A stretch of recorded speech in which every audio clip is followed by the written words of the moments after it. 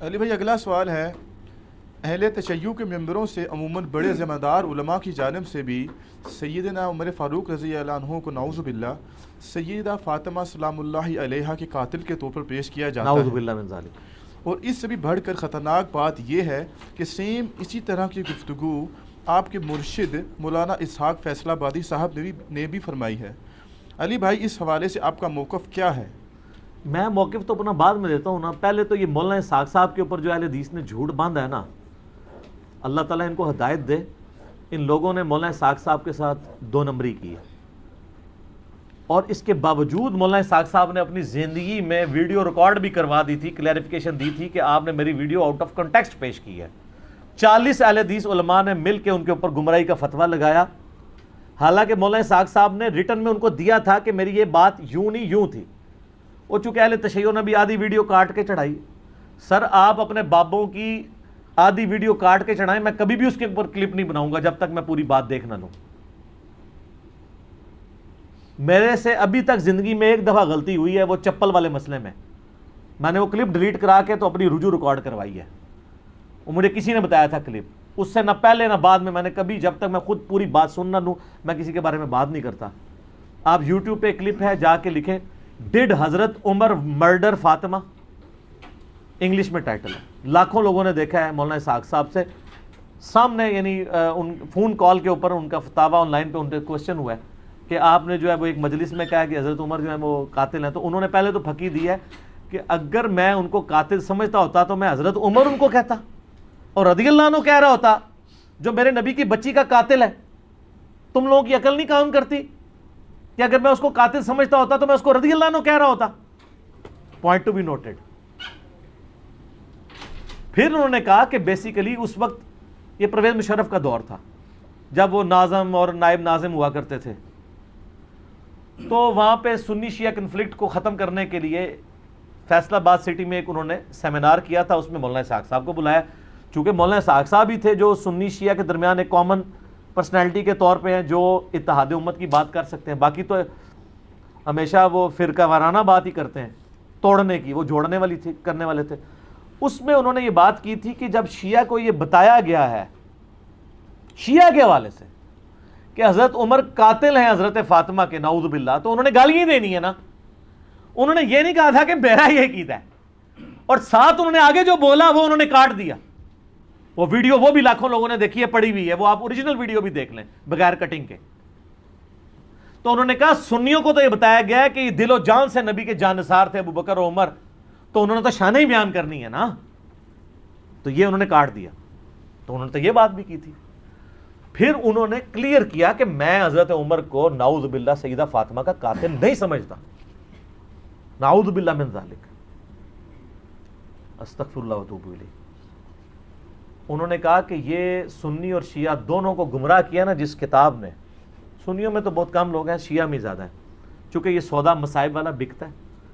تو مولانا اسحاق صاحب اکثر کہتے تھے، اور میں بھی شیعہ سے کہتا ہوں، وحدت امت والی ان کی ویڈیو میں انہوں نے کہا ہے کہ پہلے اصول اور مبادی طے کریں، اور یہ جو آپ محرم کے دنوں میں مصائب بیان کر رہے ہیں نا، ان مصائب کی پہلے اسناد بیان کریں اپنے اصول شیعہ کی احادیث کی کتابوں میں سے، اصول حدیث کے اوپر، جب ثابت ہوں تو پھر بیان کریں، کہانیاں نہ کروائیں۔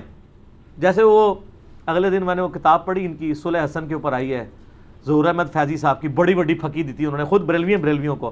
انہوں نے کہا آپ تو کہتے ہو کہ شیخ عبد القادر جیلانی اولیاء کے سردار ہیں، اور تمام اولیاء کی گردن پہ شیخ عبد القادر جیلانی کا پاؤں ہے، اور جو یہ نہ مانے کہ شیخ عبد القادر جیلانی میرے سردار ہیں اور میری گردن پہ ان کا پاؤں وہ نہ مانے، تو اس کی گردن پہ خنزیر کا پاؤں۔ تو انہوں نے کہا میں پوچھتا ہوں کہ عبد القادر جیلانی کا مرتبہ ہے یا مولا علی کا مرتبہ زیادہ ہے؟ مولا علی کا۔ تو انہوں نے کہا جو مولا علی کی بیعت نہ کرے اس کی گردن پہ کس کا پاؤں؟ کڈی وڈی پھکی دیتی۔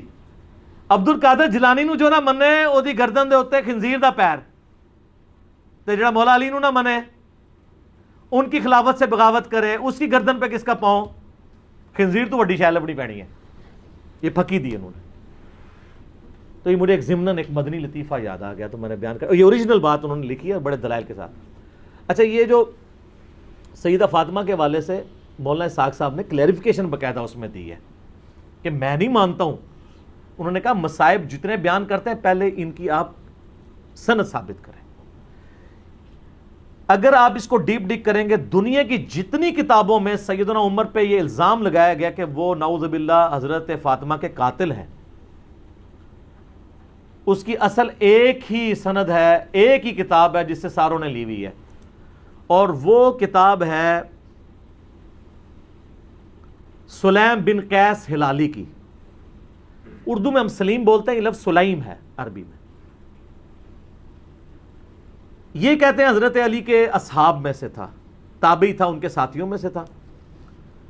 جب حجاج ابن یوسف نے شیعان علی کے اوپر ظلم کیے تو یہ چھپ کے ابان بن ابی عیاش کے گھر میں اس نے پناہ لی، پوری زندگی اس کے ساتھ رہا. مرتے مرتے یہ کتاب اس کے حوالے کی اور کہا کہ میں تو جا رہا ہوں، تو یہ کتاب امانت ہے تیرے پاس، امت تک پہنچانی ہے. اس کے بعد ابان بن ابی عیاش اس کتاب سے روایتیں بیان کرتا تھا. اب یہ نہیں پتا کہ یہ روایت اس کتاب میں لکھی بھی ہوئی تھی کہ نہیں، ہے وہ خود سے بیان کرتا تھا، کیونکہ ابان بن ابی عیاش خود کذاب ہے. کذاب بندہ اگر روایت بیان کر رہا ہو تو اس کی اتھینٹسٹی خود ہی ختم ہو جاتی ہے. ابان بن ابی عیاش وہ ہے جس کو صحیح مسلم کے مقدمے میں امام مسلم نے لکھا ہے کہ یہ کذاب جھوٹا راوی ہے. بلکہ دو تابعین تبع تابعین آپس میں ملاقات کرتے ہیں تو اور وہ اس کو بتاتا ہے کہ میں نے جو ہے وہ 1000 سے زیادہ حدیثیں ابان بن ابی عیاش سے سنی ہیں. اور وہ کہتا ہے پھر میں نے نبی علیہ السلام کی خواب میں زیارت کی تو آپ نے صرف 5 یا 6 حدیثوں کی تصدیق کی، باقی سب پہ آپ نے فرمایا میری حدیثیں ہی نہیں ہیں. ابان بن ابی عیاش کا یہ حال ہے. یہ 140 ہجری میں یا 146 ہجری میں فوت ہوا ہے. کذاب.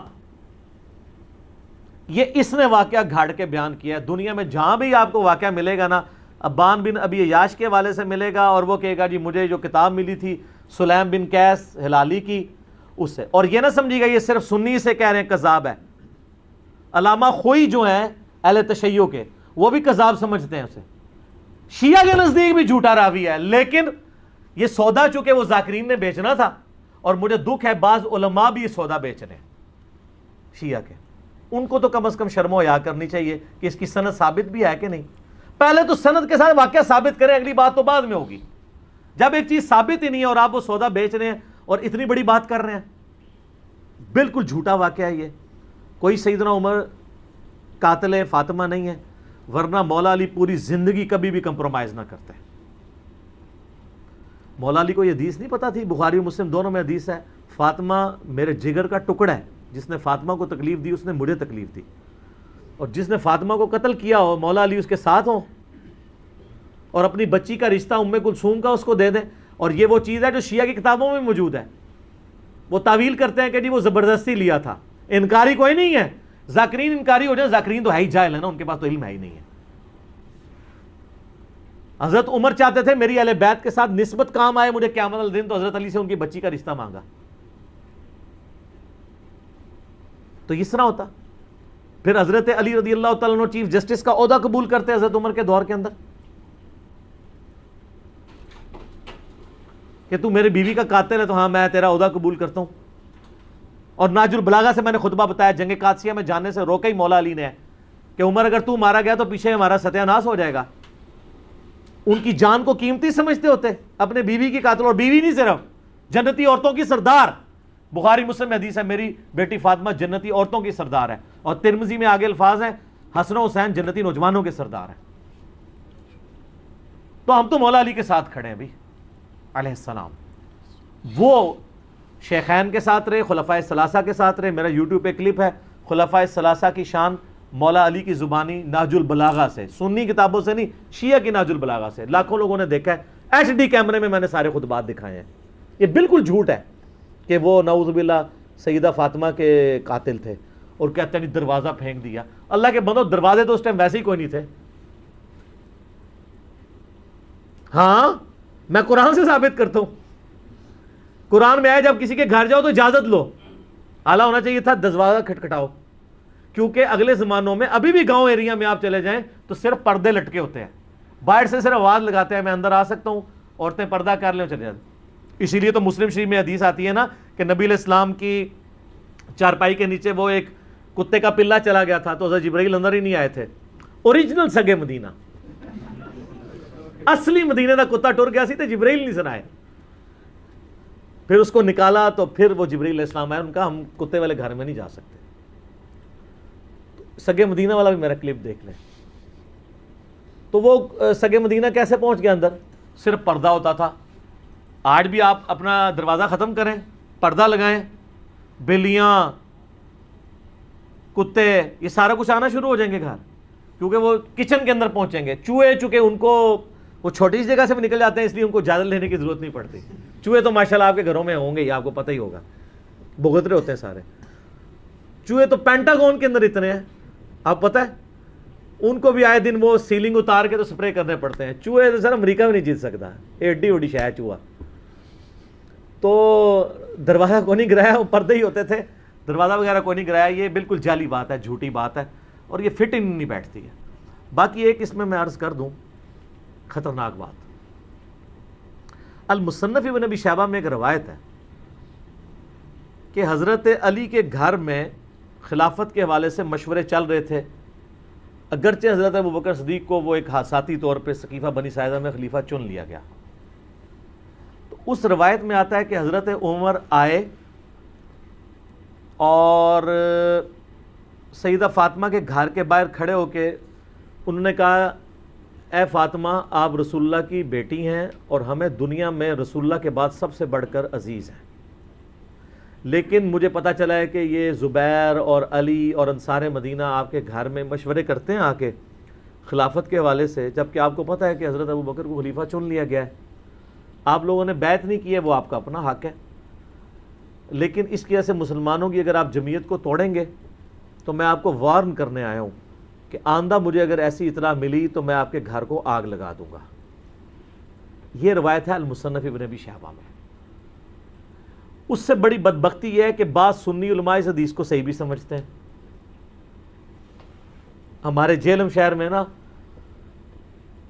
شیخ زبیر علی زئی صاحب کے نافرمان شاگرد غلام مصطفیٰ ظہیر صاحب حفظہ اللہ تعالی من الجنت والناس, انہوں نے باقاعدہ السنہ رسالے میں اس حدیث کا دفاع کیا ہے, اور ان کا اگر کوئی اس حدیث پہ یہ کہے گا نا کہ اس حدیث سے تو حضرت عمر کے بارے میں یہ مسئلہ کھڑا ہو رہا ہے, اور بخاری و مسلم حدیث ہے جس نے فاطمہ کا دل دکھایا اس نے میرا دل دکھایا, اور قرآن کی آیت ہے کہ جو اللہ اس کے رسول کو اذیت دیتے ہیں ان الذین یؤذون اللہ ورسولہ لعنہم اللہ فی الدنیا والآخرہ, دنیا اور آخرت کی زندگی میں اللہ کی لعنت ہے ان پہ, ان کے لیے عذاب تیار کر رکھا ہے.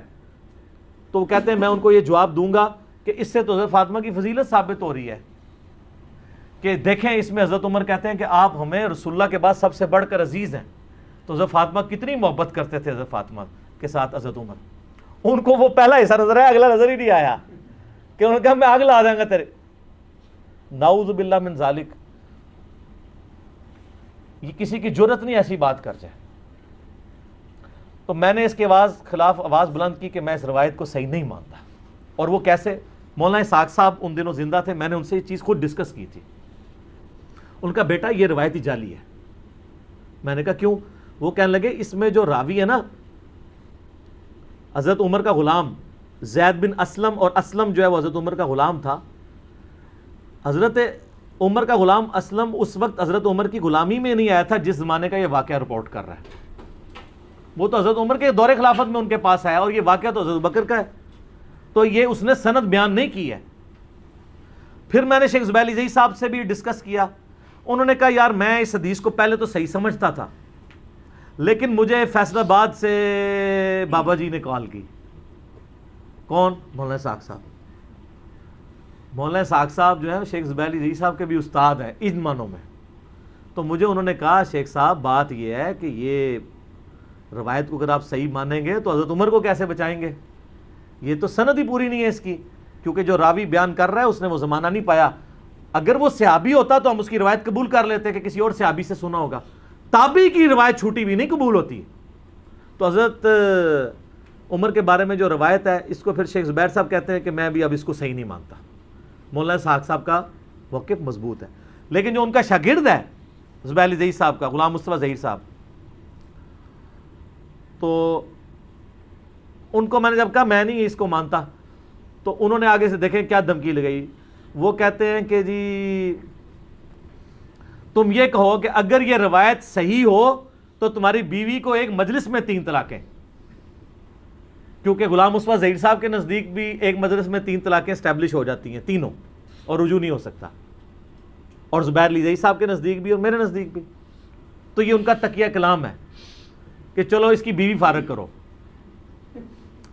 تو میں نے ان کو پتا کہ میں نے پھکی والا جواب دیا. میں نے کہا اگر یہ روایت صحیح ہو تو مسلک اہل حدیث کو 3 طلاقیں، جس مسلک میں حضرت عمر کی ایسی توہین بیان ہو. کیسی وڈی پھکی دی تھی. میں کہا میری بیوی نو نہیں، تو آڈے فرقے نو 3 طلاقاں، جس فرقے میں یہ روایت صحیح ہو. یا سنہ رسالے میں دفاع کیا ہوا انہوں نے اس روایت کا. ہمارے نزدیک یہ روایت بالکل جعلی ہے، اور یہ نعوذ باللہ من ذالک انتہائی گستاخی ہے، چاہے کسی نے بھی کیا کہ حضرت فاطمہ کو جا کے کوئی دھمکی لگائے اس طریقے سے. تو دھمکی تک تو مصنف ابن ابی شیبہ سے چلیں، وہ لولے لنگڑے محدثین کا سہارا لے کے جو آج کے دور کے جو صحیح کہتے ہیں. امام ابن ابی شیبہ نے تو تحکیم نہیں کی ہوئی ہے، وہ معاملہ چلا لیتے ہیں، لیکن اگلا جو واقعہ وہ تو کہیں بھی نہیں لکھا ہوا. وہ کہتے ہیں جی جب دھمکی دی تھی تو پھر لگا بھی دیتی ہوئے گی تو مار بھی دیتا ہوئے گا. وہ آگے پھر اس کے آگے سٹوری جوڑ لیتے ہیں.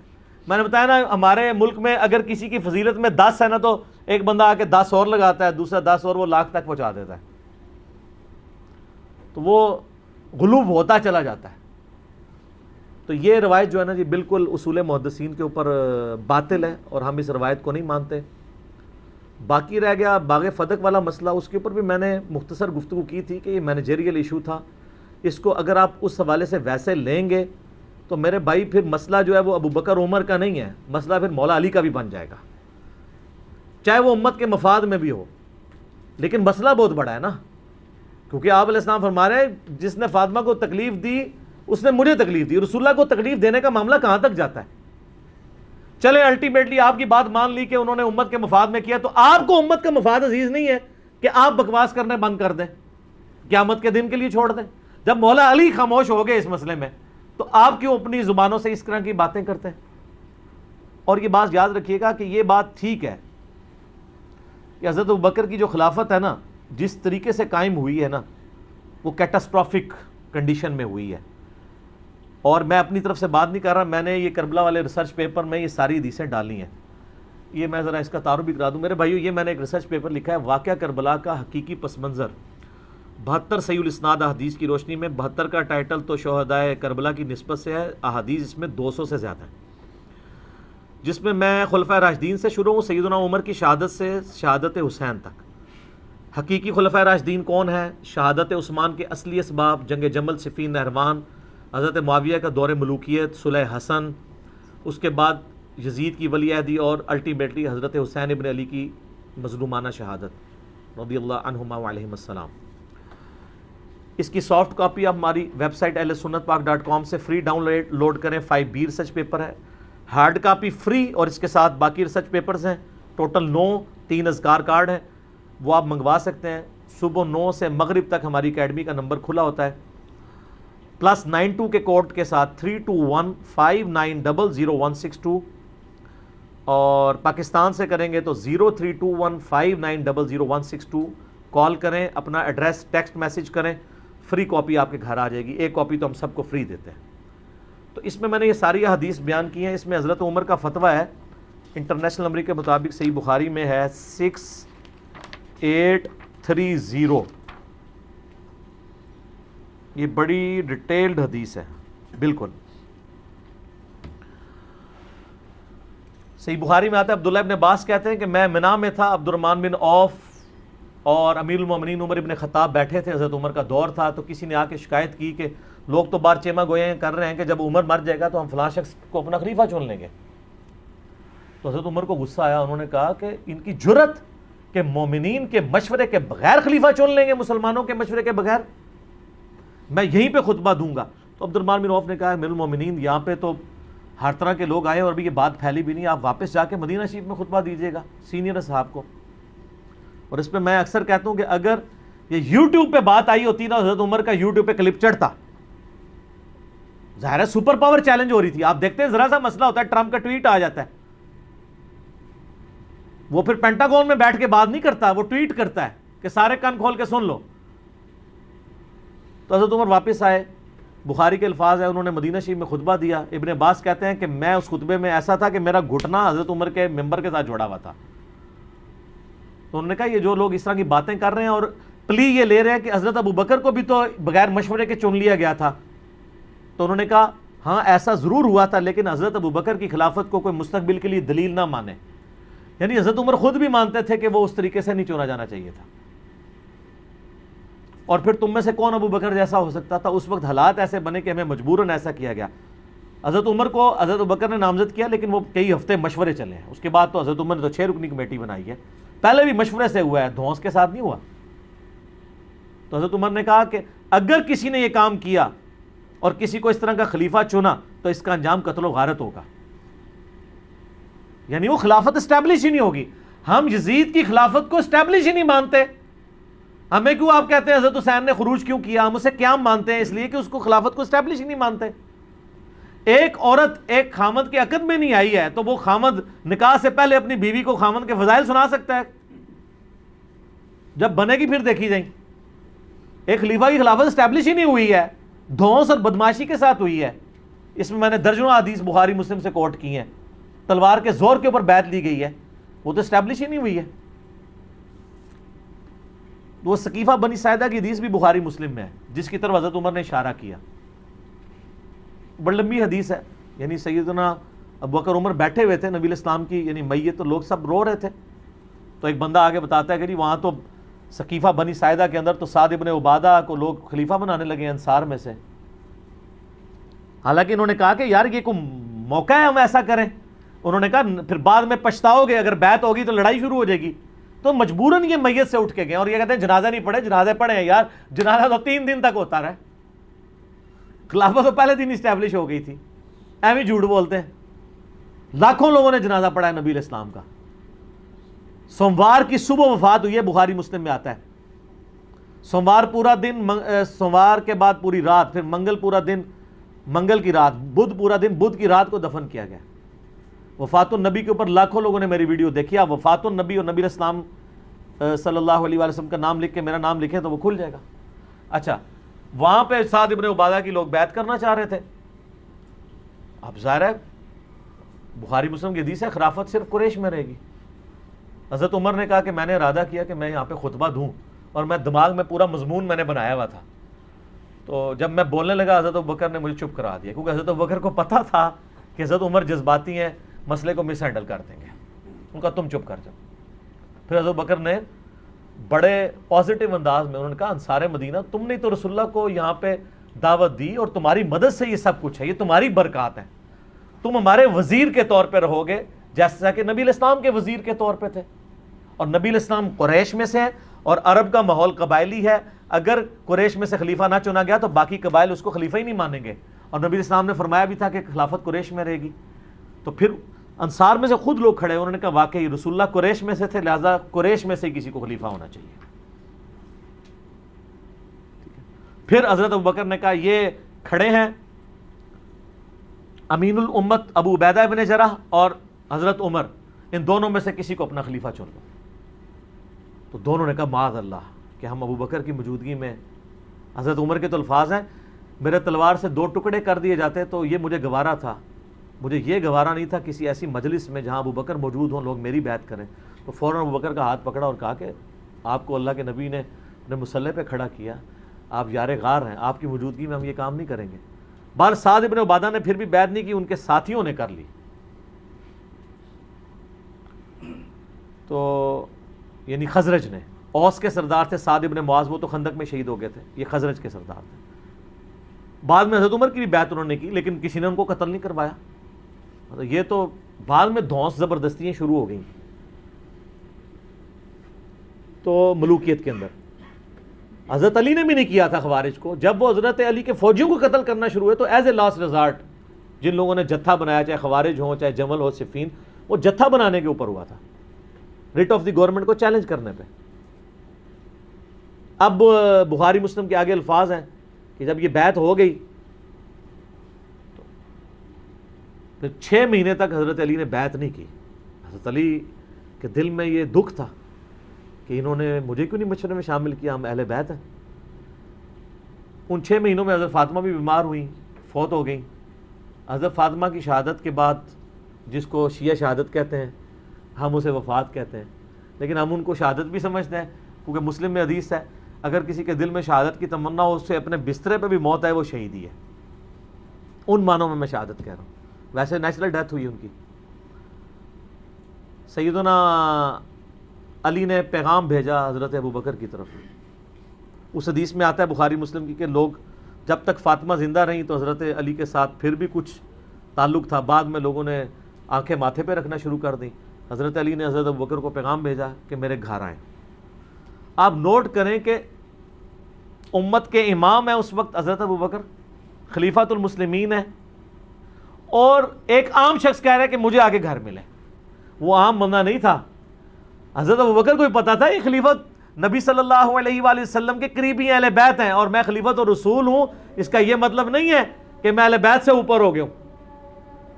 وہ آگے، اور حضرت علی نے کہا کہ دیکھنا عمر کو ساتھ نہیں لینا۔ یہ حضرت عائشہ روایت کر رہی ہیں، پوری حدیث بخاری مسلم میں، اور حضرت عائشہ کہتی ہیں کہ حضرت علی ناپسند کرتے تھے کہ عمر کو لایا جائے، کیونکہ حضرت عمر جذباتی تھے، اس وجہ سے، یہ نہیں کہ ویسے کوئی دشمنی تھی۔ تو حضرت عمر نے کہا میں آپ کو نہیں جانے دوں گا۔ ہائے ہائے، حضرت ابوبکر کہتے ہیں کہ واللہ رسول اللہ کے گھر والوں سے مجھے کوئی نیگیٹو امید نہیں ہے۔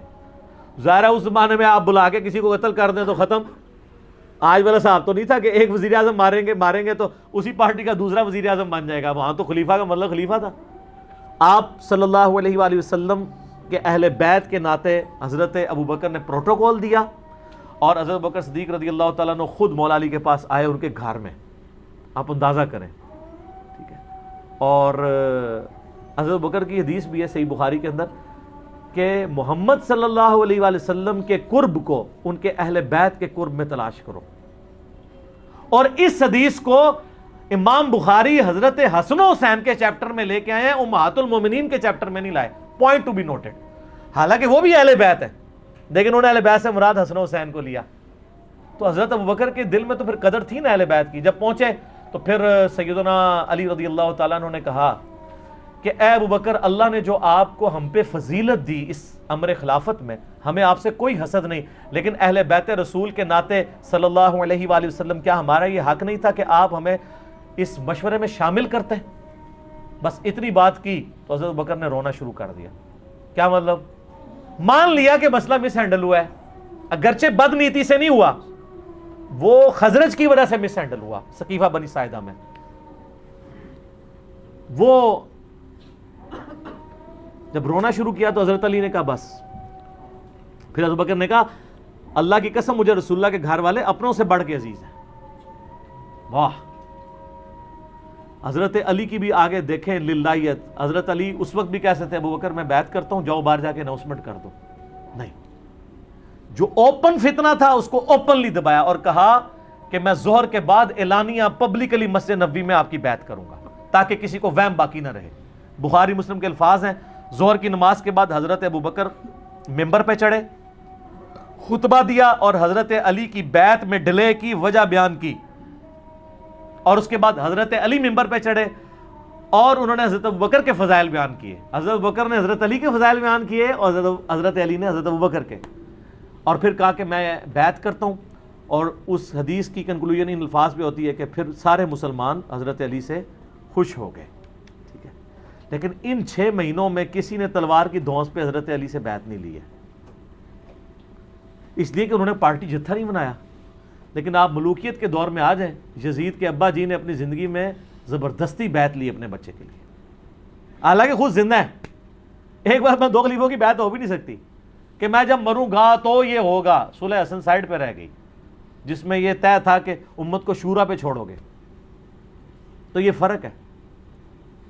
حضرت عثمان کو دیکھ لیں، 300 بندوں نے 40 دن تک گھر کا گھیراؤ کیا ہے، کسی کو قتل نہیں کروایا۔ الٹا صحیح بخاری میں 695 نمبر حدیث ہے، صحابہ پوچھ رہے ہیں کہ نماز کیسے پڑھیں ہم ان کے پیچھے، مسجد پہ انہوں نے قبضہ کر لیا۔ انہوں نے کہا نماز تو مسلمانوں میں نیکی کا کام ہے، نیکی کے کاموں میں ان کا ساتھ دو، برائی سے الگ رہو، انہی باغیوں کے پیچھے نماز پڑھو۔ امام بخاری نے باب باندھا ہے باغی اور بدتی کے پاس پیچھے نماز پڑھنے کا حکم۔ حضرت عثمان کی خلافت سٹیک پہ ہے، پھر بھی حضرت عثمان کہہ رہے ہیں کہ نہیں، اولو العلم قائما بالقسط، میرا انکار کیا نا تو اسلام سے نہیں نکل گئے، نمازیں ان کے پیچھے پڑھو۔ اور تو ہنو کہانی کرائی گئی ہے کہ یہ کوئی یہودی سازش تھی، تو حضرت عثمان کہتے تھے یہودیوں کے پیچھے نمازیں پڑھو۔ یہ آپ ذرا شہادت عثمان کے جعلی نہیں اصلی اسباب بخاری مسلم کی روشنی میں اس میں پڑھیں گے نا، اس پمفلٹ میں، تو آپ کو پتہ چل جائے گا۔ تو بات کہاں سے کہاں چلی؟ مولا علی ابو بکر کے ساتھ بھی رہے، عمر کے ساتھ بھی رہے، عثمان کے ساتھ بھی رہے، رضی اللہ عنہم اجمعین وعلیہم السلام اجمعین۔ لہٰذا اگر یہ سیدنا عمر قاتل فاطمہ ہوتے نعوذ باللہ من ذالک تو ایسا معاملہ نہ ہوتا۔ جھوٹ نہ بولا جائے، مصائب کو چسکا لے کے بیان کرنا بغیر سند کے، اور اس میں بالکل علم کی پرواہ نہ کرنا اور جذبات کے ساتھ کھیلنا لوگوں کے، یہ بالکل علمی ظلم ہے۔ باقی میں نے حدیث قرطاس جو ہے وہ کاغذ قلم والی حدیث، وہ کہتے ہیں نا جی وہ نبی علیہ السلام کو آخری وقت میں وصیت نہیں لکھنے دی، اس کے اوپر 3 گھنٹے کا لیکچر دیا ہے، مسئلہ نمبر 55B، وصی رسول کون ہے اور حدیث قرطاس کا تحقیقی جائزہ۔ میں نے ثابت کیا ہے کہ نبی علیہ السلام کا وصی قرآن ہے، اور پولیٹیکل سکسیسر نبی علیہ السلام کی وصیت سے نہیں بلکہ صحابہ کی اجماع امت سے حضرت ابو بکر ہے، وصی کوئی بھی نہیں ہے۔ اس لیے ہم وصی رسول نہیں کہتے حضرت ابو بکر کو، خلیفۃ الرسول کہتے ہیں۔ وصی کوئی نہیں، وصی قرآن ہے۔ ٹھیک ہو گیا جی؟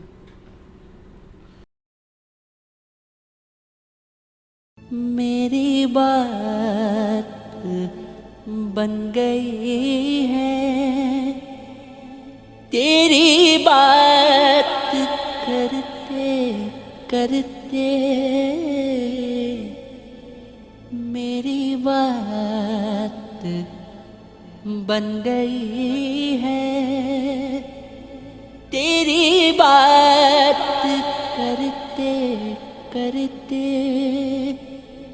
تیرے شہر